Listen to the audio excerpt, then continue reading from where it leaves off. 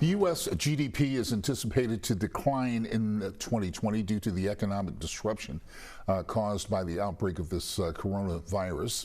There has been a sharp rise in the cancellation of flights, hotel bookings, and other major events. To help combat the coronavirus pandemic, President Donald Trump has approved a relief bill offering free COVID-19 testing, providing unemployment insurance, increases in spending on health insurance for the poor, and grants of $1 billion in food aid. But is this enough to help the U.S. economy? Joining us now is economist and professor of economics at Niagara University in Buffalo, Dr. Tenpao Lee. Welcome to the program. Thank you. Why don't we begin with discussing your overall views of what the economy is doing right now and what it's going to take to get us out of this?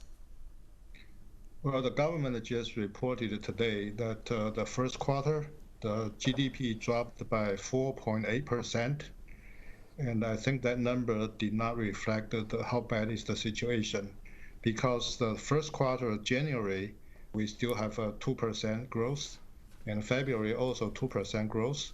So all the declines from the March, and I think in March probably GDP dropped in March probably 18.2%.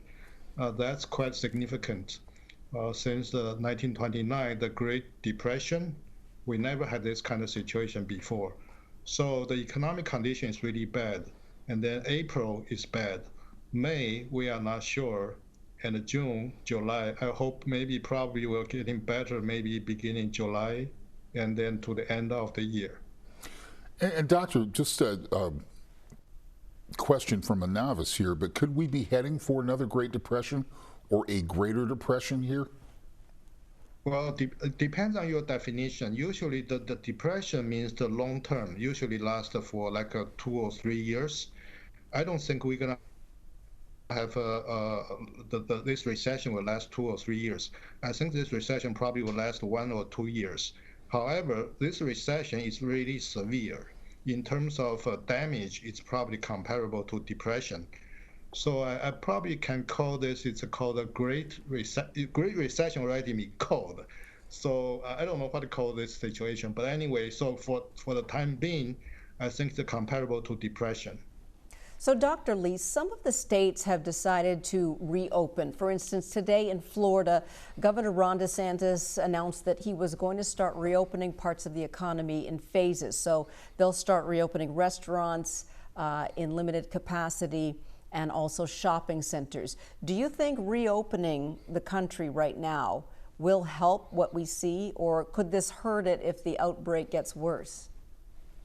If we reopen right now, I think it's very dangerous. However, the financial pressure is tremendous because on average, American saving only saved 8.2% of your disposable income. That is about 1 month. So the pandemic situation is already 5 weeks.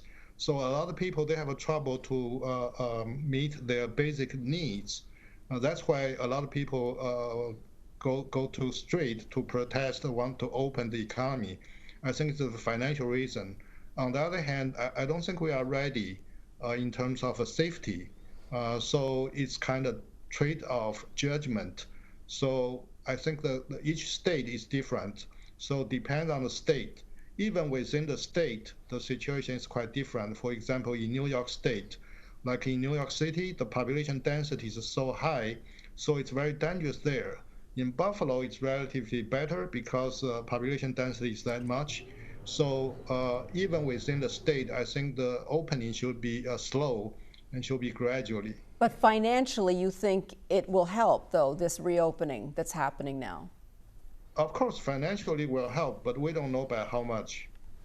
And another question I have, Doctor, is people keep saying we're going to get back to normal financially at some point in time.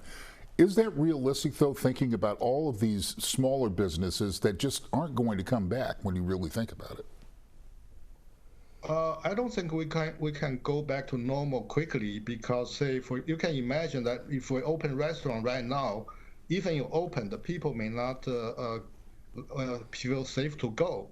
And the restaurant probably need to make some rearrangement. For example, the capacity probably will cut in half.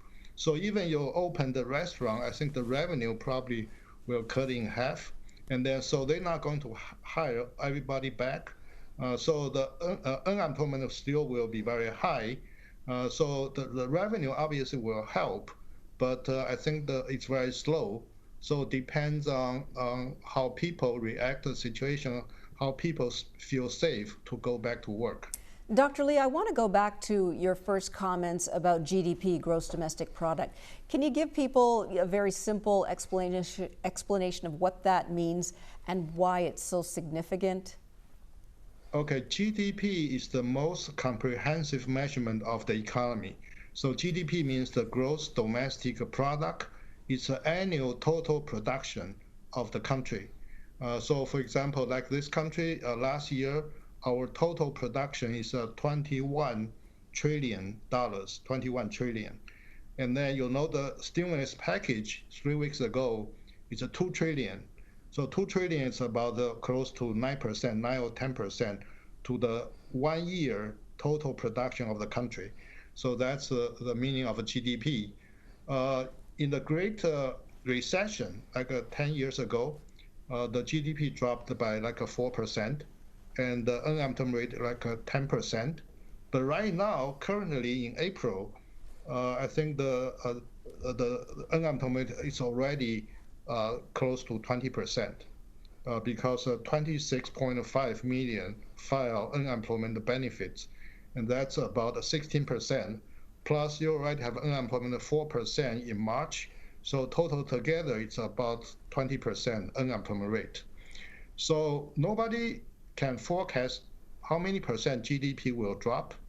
So I reviewed some of the studies. They show that if your unemployment increase by 1%, your real GDP will drop by 2%. If that is the case, so we already increased unemployment by 16%. So 16% times 2, so the real GDP probably will drop by 32% for the second quarter. All right, Dr. Tenpao Lee, thank you so much for the knowledge. Thank you for joining us from Buffalo tonight, and we hope you'll come back and join us again. Thank you.